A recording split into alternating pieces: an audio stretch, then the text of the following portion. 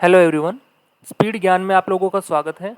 दोस्तों, एफसीआई के जो आने वाले एग्ज़ाम्स हैं उनके लिए हम मैथ्स और रीजनिंग की जो क्लासेस हैं वो कंटिन्यू यहाँ पर करने वाले हैं। तो अगर आप चैनल पर नए हो तो चैनल को सब्सक्राइब ज़रूर कर लें ताकि आगे जो भी हम वीडियो डालें उसका नोटिफिकेशन आप लोगों तक पहुँच पाए। तो 3 दिन हम मैथ्स की क्लास रखेंगे, 3 दिन हम रीजनिंग की क्लास यहाँ पर रखने वाले हैं।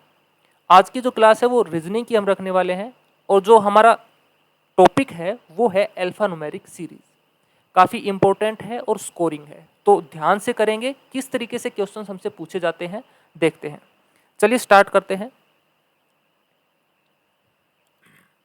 पहला क्वेश्चन क्या है, देखो इन क्वेश्चंस में क्या होगा, हमारे पास एक सीक्वेंस यहाँ पर दी गई होगी। जैसे यहाँ पर आप लोग देख पा रहे होंगे जो ग्रीन कलर में है, ये एक सीक्वेंस यहाँ पर है नंबर्स की। जरूरी नहीं है कि सिर्फ नंबर्स ही हो, नंबर्स के अलावा क्या हो सकते हैं इसमें मिक्स, अल्फ़ाबेट्स भी हो सकते हैं, सिंबल्स भी हो सकते हैं। ठीक है, मिक्स करके भी दे सकता है। यहाँ पर सिर्फ उसने यहाँ पर क्या दिया है, नंबर्स दिए हैं। और इसके ऊपर हमसे क्वेश्चन क्या पूछा है, क्वेश्चन है how many fives are there in the above series which are immediately followed by a prime number. उपरोक्त श्रृंखला में कितने 5 ऐसे हैं जिसके तुरंत बाद एक अभाज्य संख्या है। हमें वो 5 बताने हैं जिसके तुरंत बाद क्या है, एक प्राइम नंबर है। चलिए 5 देखते हैं। सबसे पहले हम इस 5 के पास आते हैं। क्या इस 5 को हम काउंट करेंगे? कंडीशन क्या है, 5 के तुरंत बाद प्राइम नंबर होना चाहिए। क्या 5 के तुरंत बाद प्राइम नंबर है? बिल्कुल है, यानी कि इस 5 को हम क्या करेंगे, काउंट करेंगे। चलिए, क्या इस वाले 5 को काउंट करेंगे? तुरंत बाद में क्या होना चाहिए, प्राइम नंबर होना चाहिए। लेकिन यहाँ पर क्या है, ओड नंबर है, प्राइम नहीं है ये 9, तो ये वाला हम काउंट नहीं करेंगे। क्या इसको काउंट करेंगे? नहीं करेंगे। क्यों? क्योंकि इसके तुरंत बाद क्या है, इवन नंबर है, प्राइम नंबर होना चाहिए। क्या इस वाले 5 को काउंट करेंगे? हाँ, क्योंकि इसके तुरंत बाद क्या है, एक प्राइम नंबर है। तो दूसरा जो हमारा 5 हो गया, ये वाला हो गया। क्या इसके अलावा कोई और है? नहीं, इसके अलावा कोई ऐसा 5 नहीं है जिसके तुरंत बाद में क्या हो, प्राइम नंबर हो, अभाज्य संख्या हो, नहीं है। तो हम बोलेंगे इसका आंसर क्या है, 2। ऐसे कितने 5 हैं? 2। सिर्फ 2 ऐसे 5 है जिसके तुरंत बाद में क्या था, प्राइम नंबर था, अभाज्य संख्या थी। आंसर हमारा हो गया 2। अगला क्वेश्चन देखो, सेम सीक्वेंस हमारे पास है। क्वेश्चन में क्या बोला है, how many even numbers are there in the above series which are immediately followed as well as preceded by an odd number.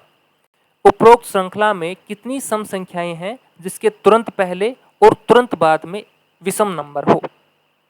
यानी कि सम संख्या देखनी है जिसके तुरंत पहले भी विषम संख्या हो और तुरंत बाद में भी विषम संख्या हो। चलिए देखते हैं, सम संख्या देखनी है। 6 सम है यानी कि इवन है, इसके तुरंत पहले क्या होनी चाहिए, विषम संख्या है, लेकिन इसके तुरंत बाद में क्या है, इवन नंबर है। और यहाँ पर भी क्या होना चाहिए था, ओड नंबर होना चाहिए था, विषम होना चाहिए था। यानी कि इस 6 को हम काउंट नहीं करेंगे। क्या 2 को काउंट करेंगे? 2 को भी नहीं करेंगे, क्योंकि इसके पहले क्या है, सम संख्या है, होना क्या चाहिए, विषम। 4 को भी नहीं ले सकते क्योंकि इसके पहले क्या है, सम संख्या है, होना क्या चाहिए, विषम। 5, 3 ये भी नहीं लेंगे। 2 को देखो, सम संख्या देखनी है जिसके तुरंत पहले भी क्या हो, विषम संख्या, और तुरंत बाद में भी क्या हो, विषम संख्या। यानी कि इस 2 को हमें काउंट करना है क्योंकि इसके तुरंत पहले भी क्या है, विषम संख्या है, और तुरंत बाद में भी क्या है, विषम संख्या है। ओके, 4 को देखें, 4 से पहले क्या है, ओड नंबर है, और 4 के बाद में भी क्या है, ओड नंबर। यानी कि दूसरा जो नंबर हो गया वो हो गया 4। क्या 6 को हम लेंगे? 6 के तुरंत पहले भी ओड नंबर है और 6 के तुरंत बाद में भी ओड नंबर है, तो तीसरा नंबर हमारा हो गया 6। चलिए आगे देखते हैं, क्या 6 को लेंगे? 6 के तुरंत पहले ओड नंबर तो है लेकिन तुरंत बाद में ओड नंबर नहीं है, इस वाले को नहीं लेंगे। 2 को भी नहीं ले सकते, 8 को भी नहीं लेंगे। 4 को देखो, 4 से तुरंत पहले ओड नंबर, 4 के तुरंत बाद भी ओड नंबर, यानी कि एक नंबर हो गया हमारा ये वाला। टोटल कितने हो गए, 4। 1, 2, 3 और 4। तो ऐसे कितने नंबर है, 4 है। आंसर क्या रहेगा, आंसर रहेगा हमारा ऑप्शन डी, मोर देन 3, ये वाला। ठीक है, आगे चलते हैं। अगला क्वेश्चन देखो, अब की बार सीक्वेंस में क्या किया गया है, सिंबल्स भी दिए गए हैं, लेटर्स भी दिए गए हैं और नंबर्स भी दिए गए हैं, तीनों का कॉम्बिनेशन किया गया है। और क्वेश्चन पूछा गया है how many such numbers are there in the above sequence each of which is immediately followed by a symbol and immediately preceded by a number। जो अनुक्रम हमारे पास दे रखा है, सीक्वेंस दे रखा है, उसमें ऐसी कितनी संख्याएं हैं जिनके तुरंत पहले और तुरंत बाद में क्या है, जिनके तुरंत बाद में एक प्रतीक है और तुरंत पहले क्या है, एक संख्या है। संख्या ही बतानी है, नंबर्स बताने हैं, जिसके तुरंत पहले तो क्या है, नंबर है, और तुरंत बाद में क्या है, एक क्या है, संख्या है। क्या ऐसा कोई है? कहने का मतलब है दो नंबर यहाँ पर साथ में होने चाहिए और तीसरा होगा वो सिंबल होगा।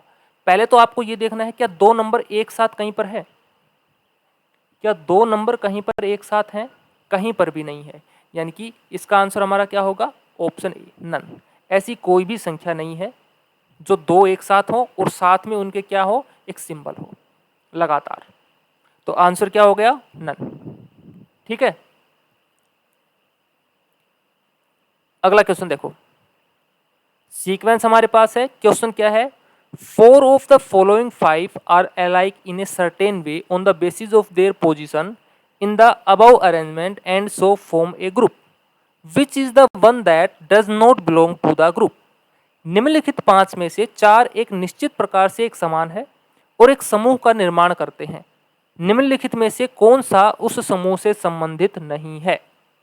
चलिए इसको कैसे करेंगे, ऑप्शन से करेंगे। ऑप्शन, पहला ऑप्शन है हमारे पास 2D परसेंटेज।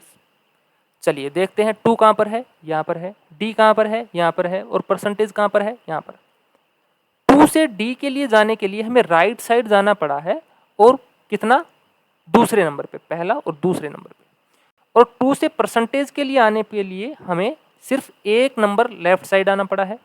ठीक है भाई, अगला देखते हैं, N4 स्टार। N कहाँ पर है, यहाँ पर है, 4 कहाँ पर है, यहाँ पर है, और स्टार कहाँ पर है, यहाँ पर। N से 4 के पास आने के लिए हमें राइट साइड 2 नंबर जाना पड़ा है, और यहाँ पर लेफ्ट साइड 1 नंबर, एक स्थान आए हैं।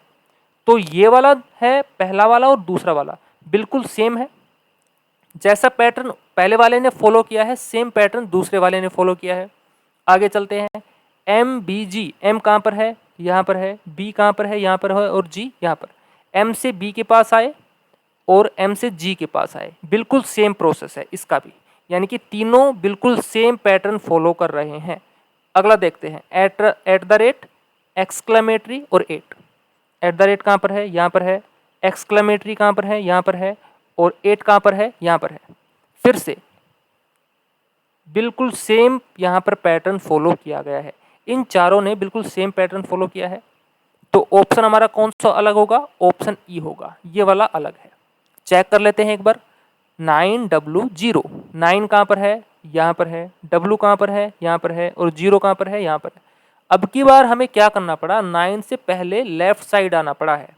हर बार हम क्या करते थे, पहले वाले से पहले राइट साइड आते थे फिर लेफ्ट साइड, लेकिन अब की बार क्या हुआ है, 9 से हमें लेफ्ट साइड आना पड़ा है और उसके बाद हमें राइट साइड जाना पड़ा है। तो अलग कौन सा हो गया, ऑप्शन ई, ये वाला। ठीक है, आई होप समझ में आ रहा है। आगे चलते हैं, अगला क्वेश्चन देखो, how many pairs of letter are there in the word declaring both backward and forward, each of which has as many letters between them as in the word as there are the English alphabet। हमारे पास एक word है declaring, DECLARING, declaring. ठीक है, इसमें ये पूछा है कि ऐसे कितने पेयर हैं, जब हम इंग्लिश अल्फ़ाबेट में उनको काउंट करेंगे तो सेम नंबर पे आता है। जैसे कि ABC ऐसे हमारे अल्फ़ाबेट चलते हैं ना, ऐसे ही होने चाहिए। फॉर एग्जांपल देखो, यह है, इसको हम चेक करते हैं, कैसे चेक करना है। पहला क्या है, D, हम इस तरीके से फॉरवर्ड चल रहे हैं, आगे की तरफ चल रहे हैं। पहला हमारे पास क्या है, D। तो D से आगे हमें चलने पर क्या आता है, E आता है, और यहाँ पर भी क्या दे रखा है, E दे रखा है, यानी कि एक पेयर तो यहीं पर बन गया है ना। D के बाद इंग्लिश में क्या आता है, इंग्लिश अल्फ़ाबेट में E आता है, और यहाँ पर भी क्या है, E है, इसलिए हमने एक पेयर तो यहीं पे बना दिया। D से स्टार्ट कर रहे हैं, D से चलते जाएंगे, D E F, F आना चाहिए था, यहाँ पर C है, इसको पेयर नहीं मानेंगे। F होना चाहिए था G H IJKL। जब डी से हमने स्टार्ट किया तो सिर्फ एक ही पोजीशन फिर बैठ रही थी, कौन सी? ई। डी के बाद ई आता है, यहाँ पर भी ई था, इसलिए हमने एक पेयर तो ये वाला बना दिया कि एक पेयर तो बना ये वाला।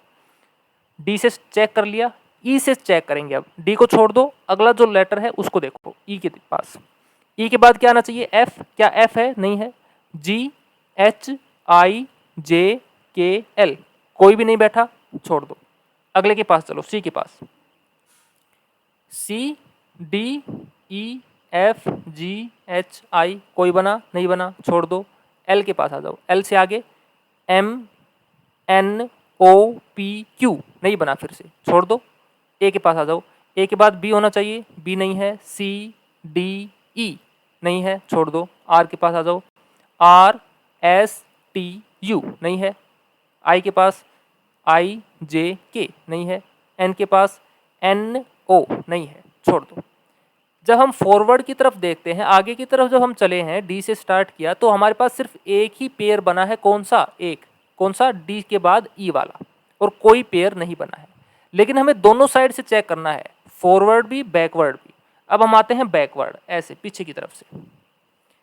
पहला हमारा कौन सा लेटर बन गया? अब जी बन गया। जी से स्टार्ट करो। GHI, देखो जी के बाद एच आना चाहिए था, एच नहीं है, आई आया है, तो इसको भी हम क्या मानेंगे? एक पेयर। GHI सही बैठ रहा है।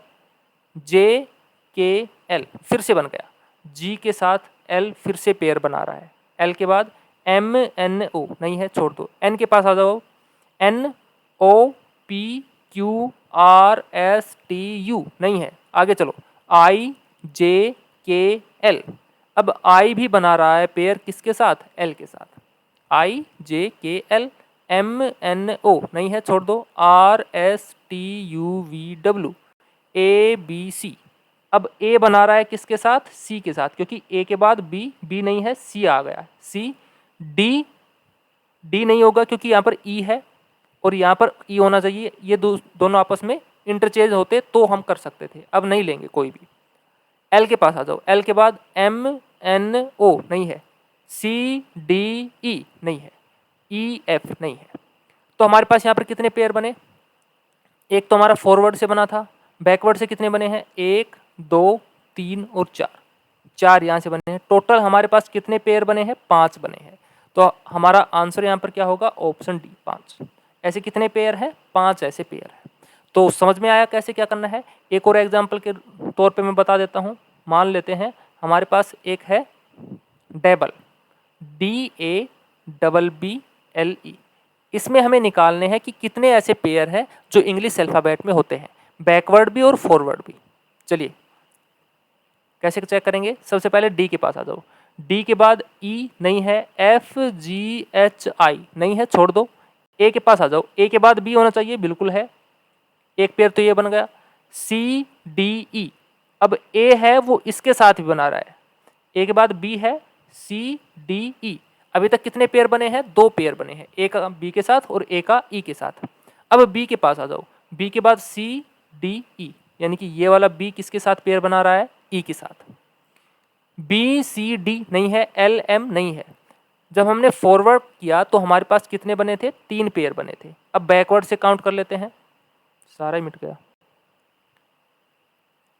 फिर से लिख लेते हैं।